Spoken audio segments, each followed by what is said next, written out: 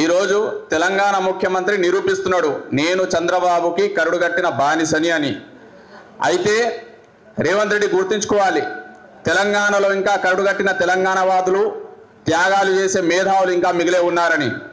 మిత్రులారా, బాలసుబ్రహ్మణ్యం పాడిన వేలాది పాటలు మా గద్దర్ పాడిన ఒక్క పాటకు సరి సమానం కాదు. ఎందుకంటే బాలసుబ్రహ్మణ్యం పైసల కోసం వాడిండు, మా తెలంగాణ వీరులంతా ప్రజల కోసం వాడిండ్రు. బాలసుబ్రహ్మణ్యం సినిమాల కోసం సన్మానాల కోసం వాడిండు, వీళ్ళు ఆత్మగౌరవం కోసం అస్తిత్వం కోసం వాడిర్రు. ఏది ఏమైనప్పటికీ ప్రభుత్వం ఇట్లానే మొండికి పోతే మేము వాడవాడల మా బెల్లి లలిత విగ్రహాలు కానివ్వండి, గద్దర్ విగ్రహాలు కానివ్వండి, అవి నెలకొల్పి కింద పలకల మీద రాస్తాం చంద్రబాబు తూటాలకు బలైన వీరులు అని రాస్తాం. చంద్రబాబుని ఎక్కడ పడితే అక్కడ వాడు చేసిన దొంగ లెక్కలన్నీ బయటికి తీసే ప్రయత్నం చేస్తాము. ముఖ్యమంత్రి ఇక్కడ సమయం లేదు కాబట్టి ఇక్కడ నుంచి హెచ్చరిస్తాము, 15వ తారీఖు నువ్వు ఇట్లనే ముందుకు వెళ్ళినట్లయితే నువ్వేంటిదో తెలంగాణ సమాజం ఏంటో తేలిపోతుంది అదే రోజు. ఇక్కడ కనిపిస్తున్నటువంటి ఆ పైన ఆయన కమ్మాయన, ఈయన కొంటాయన, బాపనాయన. మరి ఇక్కడ ఉన్నటువంటి వ్యక్తులు సబ్బండ కులాలు ఉన్నారు. ఈ రేవంత్ రెడ్డి అంటే చెప్తున్నా, తప్పదనుకోకండి, ప్రతి కులంలో మంచి వాళ్ళు ఉంటే ఇది కంప్లీట్ గా కులాధిపత్యం, ఆంధ్రాధిపత్యం. నేను ఆ రోజు కూడా చెప్పిన, దీంట్లో కూడా కులాన్ని తీసుకొస్తారా అంటే మరి లేకపోతే ఎందుకు పెట్టినట్టు, మా తెలంగాణ అసెంబ్లీ ముందట మీ ఆంధ్ర విగ్రహాలు ఎందుకు అని చెప్తే ఆయన విశ్వకవి కదా, మరి మా కవులు లేరా? ఉమ్మడి ఆంధ్రప్రదేశ్గా ఉన్నప్పుడే కదా వీళ్ళంతా ప్రజా చైతన్యం కోసం పాటలు పాడింది. మా మహనీయుల విగ్రహాలను మీ ఆంధ్ర సచివాలయం ముందు పెడతారా? చంద్రబాబు నాయుడు ఇంటి ముంగట, లేకపోతే ఆంధ్ర అమరావతి వాళ్ళ అసెంబ్లీ ఏదైతే కట్టుకుంటారో దాన్ని ముంగట పెడదామా చెప్పండి. కాబట్టి ఇది కంప్లీట్గా ఆధిపత్యం. కొన్ని ఆంధ్ర మీడియా ఏదైతే యూట్యూబ్ ఛానల్స్ ఉన్నాయో అవి తప్పుడు ప్రచారం చేస్తున్నాయి. వాళ్ళ ట్రోల్స్ని మేమేం పట్టించుకోం.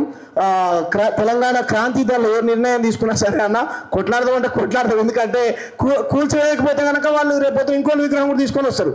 ఎందుకంటే గతంలో మనం చాలా చూసినాం.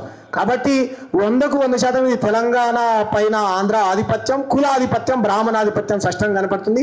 దీన్ని అందరూ ఒప్పుగా గంటా చక్రపాణి గారు లేకపోతే దేశపతి శ్రీనివాసు, అల్లం నారాయణ, మా జయరాజ్ అన్న, ఇంకా చాలా మంది అప్పుడున్నటువంటి మేధావులు, గోరెటి వెంకన్న, ఒక్క పాశమే అధికారన్న తప్ప ఎవరు మాట్లాడతారు? సరే, ₹1 భూములు తీసుకున్నారు, మీరు ప్రజల తరపున మాట్లాడాలి కదా. పాశమే అధికారన్న తప్ప ఇంకెవరు మాట్లాడతలే.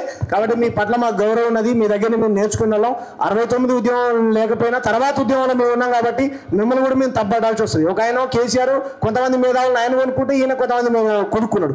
సరే, మిమ్మల్ని గౌరవించిన ప్రభుత్వాలు, కానీ ఇటువంటివి జరిగినప్పుడు మీరు ప్రజల తరపున మాట్లాడాలి, తెలంగాణ అస్తిత్వం తరపు మీరు నిలబడాలి. అట్లా నిలబడేది ఒక పాశం యాదగిరనే, మిగతా వాళ్ళందరూ కూడా నోర్లు తెరవాలని కోరుకుంటాం. Thank you. జై భీమ్, జై తెలంగాణ. కార్యాచరణ అనేది రూపొందించుకొని ఇక్కడి నుంచి కదిలితే బాగుంటుంది అనేది నాది ఒక అభిప్రాయం.